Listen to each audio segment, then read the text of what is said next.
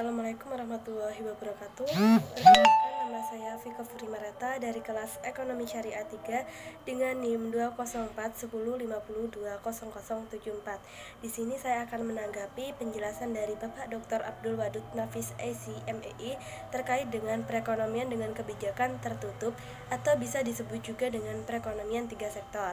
Nah, apa sih yang kalian ketahui tentang perekonomian 3 sektor itu? Sebelumnya, jadi kita beralih ke pengertian perekonomian 3 sektor terlebih dahulu ya. Jadi, perekonomian 3 sektor yaitu perekonomian yang meliputi kegiatan di dalam sektor rumah tangga, perusahaan, maupun pemerintahan.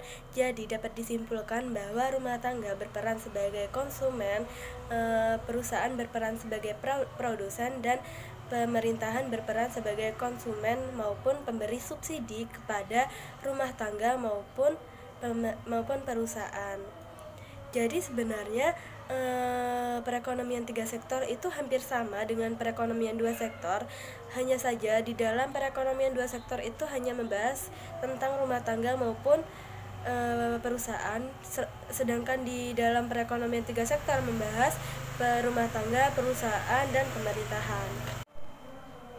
Selanjutnya kita beralih ke siklus perekonomian 3 sektor. Nah, di situ ada pengeluaran perusahaan. Jadi perusahaan itu mengeluarkan pengeluarannya kepada pemerintahan maupun rumah tangga. Jadi di dalam pemerintahan, rumah tangga itu harus membayar pajak setiap bulan maupun setiap tahun. Nah, sedangkan di dalam rumah tangga, perusahaan itu harus membayar upah atau gaji kepada karyawan maupun pekerja yang bekerja di dalam industri atau perusahaan tersebut. Terus pendapatan perusahaan. Jadi pendapatan perusahaan itu mendapatkan pendapatannya dari pemerintahan maupun rumah tangga. Kalau dari pemerintahan itu biasanya perusahaan itu mendapatkan subsidi yang berupa BBM, sembako, atau lain sebagainya.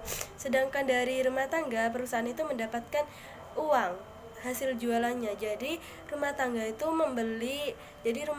membeli kebutuhannya, membeli konsumsinya kepada perusahaan, dan hasilnya itu termasuk pendapatan perusahaan, seperti itu. Terus ada juga pengeluaran rumah tangga. Jadi pengeluaran rumah tangga itu mengeluarkan pengeluarannya itu kepada pemerintahan maupun kepada perusahaan.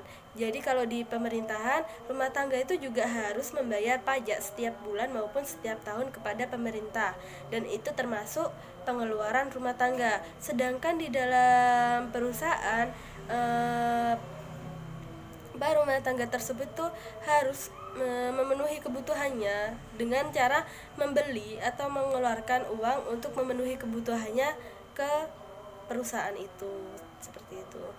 Dan pendapatan rumah tangga juga mendapatkan pendapatannya dari perusahaan maupun pemerintahan. Jadi di dalam perusahaan itu juga memberikan bantuan, memberikan subsidi kepada rumah tangga berupa uang, sembako, atau lain sebagainya.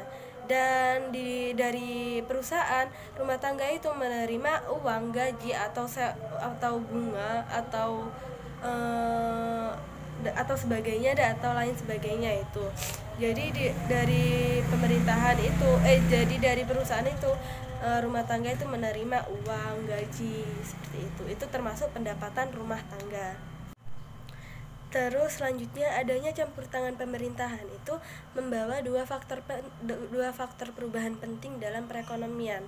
Yang pertama itu ada pungutan pajak yang dilakukan oleh pemerintahan itu menambah pengeluaran agregat pada industri maupun rumah tangga. Nah, yang kedua, pajak memungkinkan pemerintahan melakukan perbelanjaan, dan ini akan menaikkan perbelanjaan agregat. Nah, karena belum ada perdagangan dengan luar negeri, maka perekonomian 3 sektor ini masih disebut juga dengan perekonomian tertutup.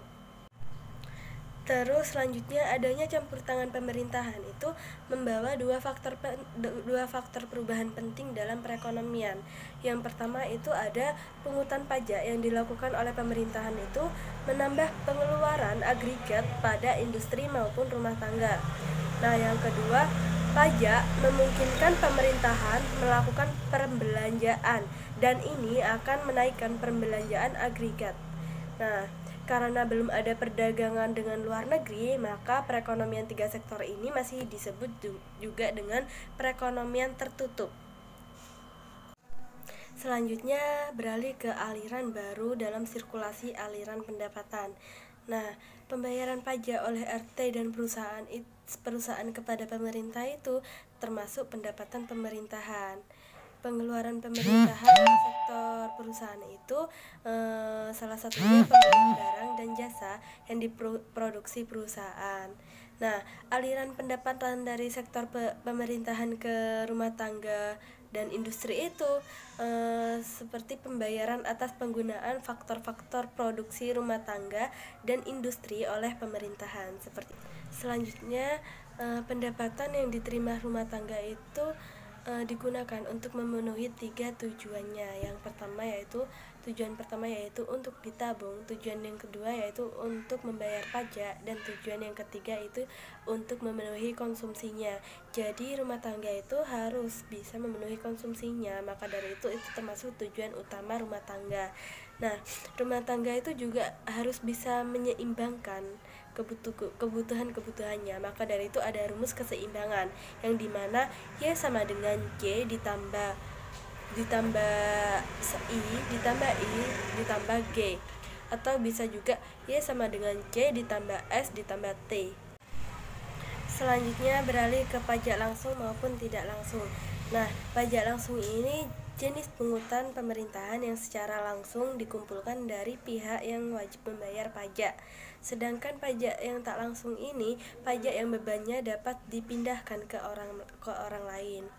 Bentuk-bentuk pajak pendapatan itu ada tiga. Yang pertama, pajak regresif yang dimana pajak turun ketika pendapatan naik.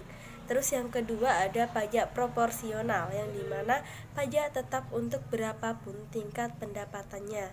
Nah, yang ketiga ada pajak progresif yang dimana pajak naik ketika pendapatan naik. Cukup sekian penjelasan yang dapat saya sampaikan. Apabila ada banyak kesalahan, mohon maaf. Wassalamualaikum warahmatullahi wabarakatuh.